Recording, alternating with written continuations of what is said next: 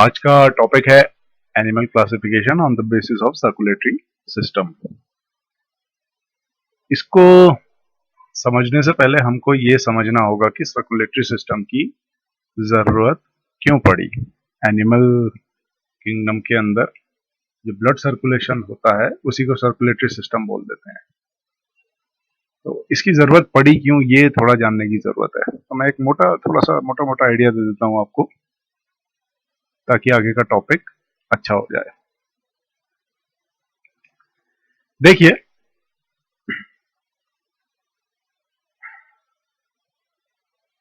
मान लीजिए एक सेल है और ये इसका बाहर एनवायरनमेंट। यहां से ये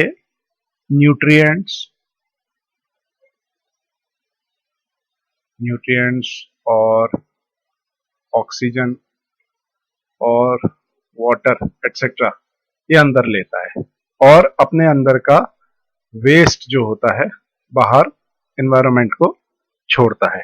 ये जो प्रोसेस होती है ये डिफ्यूजन के थ्रू होती है। डिफ्यूजन। अब ये सेल अगर साइज में बड़ा हो जाए, बहुत बड़ा, तो ये रेट ऑफ डिफ्यूजन में तो कोई फर्क पड़ता नहीं है। रेट ऑफ डिफ्यूजन जितना होता है उतना ही होता है।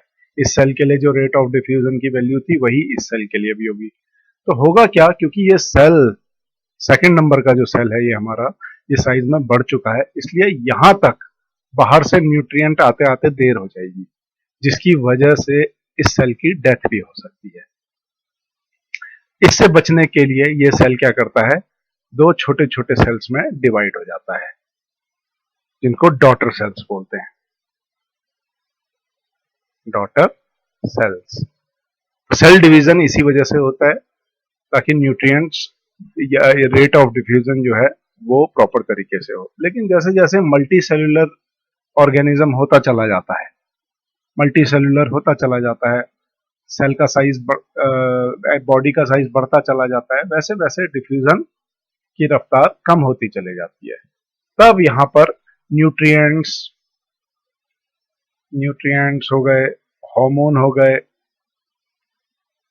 या कोई दूसरे केमिकल हो गए, इनको पहुंचाने के लिए O2, CO2 या अदर स्टफ जो भी होता है, एक सेल को जो भी रिक्वायरमेंट होती है वो पहुंचाने के लिए रेट ऑफ डिफ्यूजन पे निर्भर नहीं रहा जा सकता। तब हमको एक सर्कुलेटरी सिस्टम की जरूरत पड़ती है। तो सर्कुलेटरी सिस्टम एनिमल किंगडम की खास पहचान है।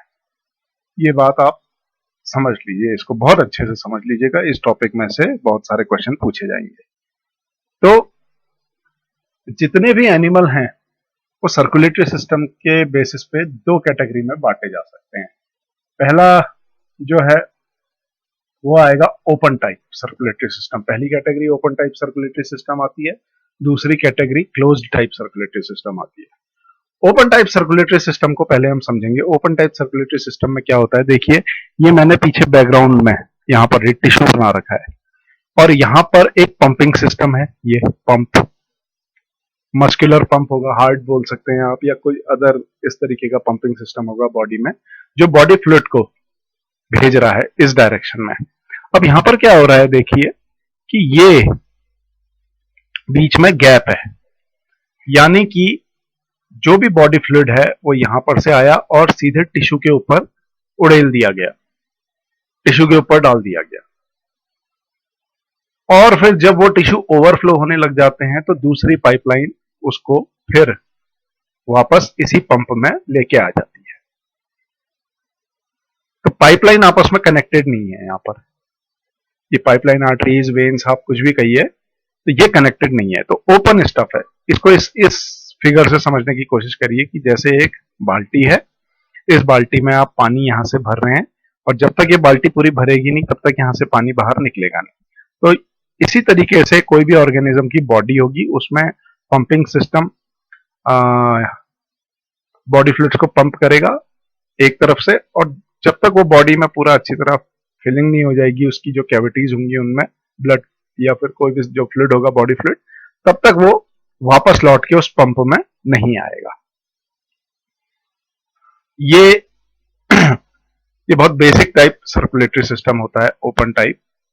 तो ये सर्कुलेटरी सिस्टम उतना बहुत इफेक्टिव होता नहीं है।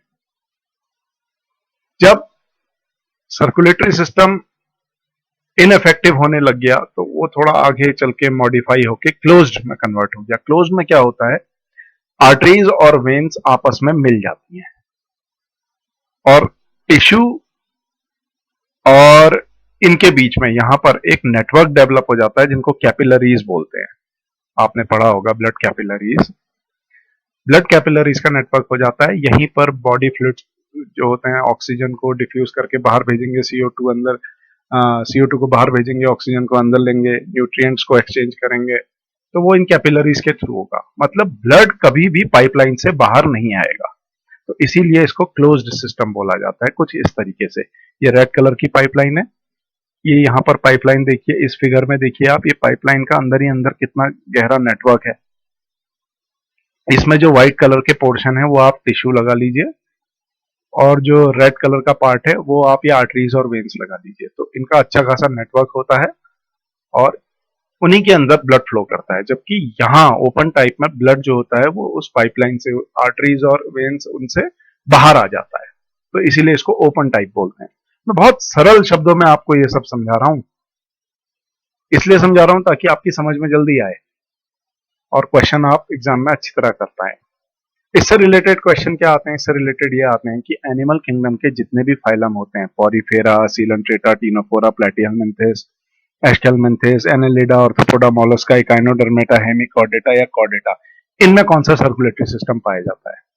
तो देखिए, ओपन टाइप सर्कुलेटरी सिस्टम आपको पाया मिलेगा ऑर्थोपोडा में, मोलस्का में, हेमिकॉर्डेटा में और ट्यूनिकेट्स में। अब यहां पर थोड़ा सा आप इसको याद करने के लिए एक शब्द याद रखिएगा, मैथ्स, MATH, मैथ, मैथमेटिक्स से लिया गया है math. M for Mollusca, A for arthropoda, T for tunicates, H for Hemichordata. अब मोलस्का देखिए, मोलस्का भी दो तरीके के होते हैं, एक सिफेलोपॉड्स होते हैं, सिफेलोपॉड, और एक नॉन सिफेलोपॉड होते हैं, नॉन सिफेलोपॉड। तो नॉन सिफेलोपॉड मोलस्का जो होते हैं, नॉन सिफेलोपॉड, नॉन वाले याद रखिएगा, वो ओपन टाइप सर्कुलेटरी सिस्टम में होते हैं। और क्लोज्ड टाइप सर्कुलेटरी सिस्टम की बात करें तो वो एनेलिडा, मोलस्का जो कि सिफेलोपॉड्स वाले मोलस्का होंगे दूसरी कैटेगरी के, और कॉर्डेट्स, कॉर्डेट्स के अंदर वर्टिब्रेट्स। अच्छा, यहां पर मैंने कॉर्डेट्स के अंदर वर्टिब्रेट्स बताया है, ये क्या है ये थोड़ा सा अभी मैं समझा देता हूं आपको। एक खास बात और मैं आपको यहां पर बता देता हूं कि सर्कुलेटरी सिस्टम देखिए स्टार्ट कहां से हुआ है, एनेलिडा से, याद रखिएगा। और एनेलिडा में क्लोज्ड टाइप सर्कुलेटरी सिस्टम है, एनेलिडा में क्लोज्ड टाइप सर्कुलेटरी सिस्टम है। जबकि इसके बाद ऑर्थोपोडा में, जबकि इसके बाद ऑर्थोपोडा में ओपन टाइप सर्कुलेटरी सिस्टम आ जाता है। तो शुरुआत सर्कुलेटरी सिस्टम की होती है एनेलिडा से। आपको ये मैथ टर्म याद रखनी है, Mollusca, non cephalopod Mollusca, Arthropoda, tunicates. Tunicates क्या होते हैं अभी आपको समझाता हूं, और हेमिकॉर्डेटा, H फॉर हेमिकॉर्डेटा। आपको मैं थोड़ा सा इस बात की अब जानकारी दे देता हूं कि ये वर्टिब्रेट्स, ट्यूनिकेट्स, ये सब क्या है, थोड़ा सा इसको समझिएगा। देखिए, एनिमल्स दो तरीके के होते हैं, मोटे मोटे तौर पे समझिएगा इसको। एनिमल्स दो तरीके के होते हैं, एक होते हैं नॉन कॉर्डेट और एक होते हैं कॉर्डेट। ठीक है, नॉन कॉर्डेट वो होते हैं जिनमें रीढ़ की हड्डी नहीं होती है, जिनमें रीढ़ की हड्डी नहीं होती है। कॉर्डेट वो होते हैं जिनमें रीढ़ की हड्डी होती है।